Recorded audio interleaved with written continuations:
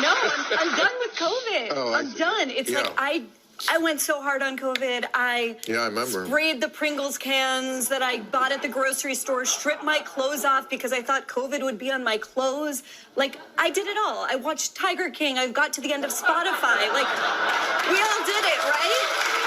No, we didn't all do it. Well, here's the thing. A lot of us did do it. And then we were told, you get the vaccine.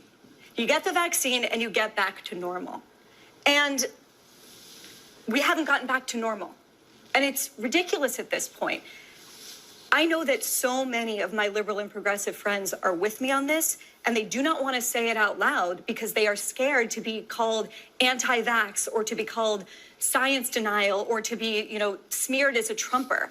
I'm sorry, if you believe the science, you will look at the data that we did not have 2 years ago, and you will find out that cloth masks do not do anything. You will realize that you can show your vaccine passport at a restaurant and still be asymptomatic and carrying Omicron. And you will realize, most importantly, that this is going to be remembered by the younger generation as a catastrophic moral crime. The city of Flint, Michigan, which is 80%, I think, minority students, has just announced indefinite virtual schooling. In the past 2 years, we've seen among young girls a 51% increase in self-harm. People are killing themselves. They are anxious. They are depressed. They are lonely. That is why we need to end it more than any inconvenience that it's been to the rest of us. I think it's a pandemic. It's like at this point, it's a pandemic of bureaucracy. It's a pandemic of bureaucracy. Masks are not appropriate for this pandemic. It's not appropriate for Omicron. It was not appropriate for Delta, Alpha, or any of the previous variants either, because we're dealing with something that's airborne. To underreported stories as well. Jan? For me, my kids hear me rant about this every day, so I may as well tell you guys. It's the crushing impact that our COVID policies have had on young kids and children. By far, the least serious risk of serious illness. But even teenagers, a healthy teenager has a 1 in a million chance of getting and dying from COVID, which is way lower than dying in a car wreck on a road trip. But they have suffered and sacrificed the most, especially kids in underrepresented, at-risk communities. And now we have the Surgeon General saying there's a mental health crisis among our kids. The risk of suicide attempts among girls now up 51% this year. Black kids, nearly twice as likely as white kids to die by suicide. School closures, lockdowns, cancellation of sports. You couldn't even go on a playground in the DC area without cops scurrying, shooing the kids off. Tremendous negative impact on kids, and it's been an afterthought. Yeah.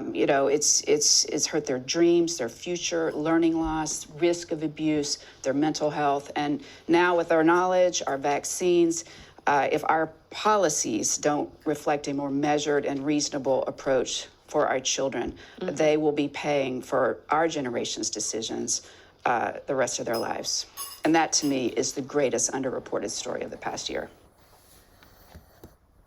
Thank you for teaching students that our own mental health is much less important than making triple vaccinated adults feel safe.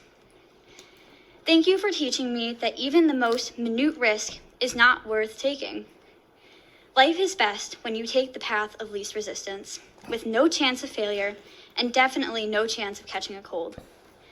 Thank you for not reaching out to the students to ask how we feel about masks, because if you did, the majority of students would say that they hate masks, and then you might second guess your decision to make us wear them. Thank you for allowing me to experience the anxiety associated with never seeing facial expressions. Thank you for teaching us that we should never question authority or think critically, but instead we should follow whatever the people in charge tell us to do. Obedience is best. I realize now that thinking for yourself is overrated and not really necessary when you can just make decisions based on fear. Thank you for pushing your irrational fears and anxieties on me, because I didn't already have enough to worry about. I realize now how easy I had it when I only had to worry about my classes, my grades, SAT, and getting into college. Thank you for teaching me that being a morally superior person only requires that I cover my face for 8 hours a day. and that the most morally superior people wear 2 masks or even 3 masks. As you know, states around us, Indiana, Wisconsin, Iowa, Michigan, and Minnesota, which have 2.5 times more students than Illinois, don't force kids to wear masks. I'm with you though. These states are out of control, recklessly putting kids at risk of misery and death every day. Masks work, even if these states have the same outcomes as Illinois. Speaking of data, thank you for staying silent about masking, despite the fact that COVID has a very high survival rate in kids my age. Who needs data anyway, though? We all know that it will never be safe to see anyone's face ever again. The primary function of the drug companies is to make money for their investors.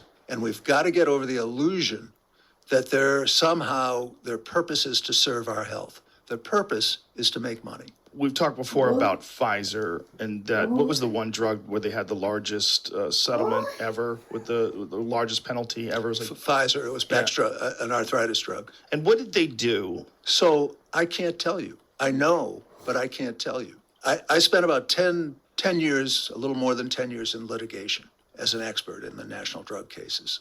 And when I served as an expert, I got to see all the documents. I did that in the case of Pfizer. Pfizer's behavior was, in my opinion, so outrageous that I picked up the phone and called the Department of Justice and said, I know a lot about this drug, but I can't tell you because I've signed a confidentiality agreement as an expert. So the Department of Justice and the FBI sent me a subpoena and said, you must come with your computer and tell us what they did wrong. And I did. 6 months later, I read in the newspaper that the Department of Justice had found the company had committed a felony, and they were dealt the largest fine in U.S. history, the largest criminal fine in U.S. history. So I know what happened, but I can't tell you. You can't tell me because of the confidentiality agreement. Wow. And it's even more serious because the drug companies own the data from their clinical trials. The peer reviewers and the editors of the medical journals don't get to see the data. They have to take the word of the drug companies that they've presented the data accurately and reasonably completely. And you only get to see it in litigation, 5 years later. So the data is only held by the pharmaceutical companies. They release their analysis of the data, Correct. and then the peer reviewers do everything based on the analysis of the data that was released by the pharmaceutical companies. That's correct. That's insane. That's insane. And docs don't understand it. They don't understand that they're getting manipulated.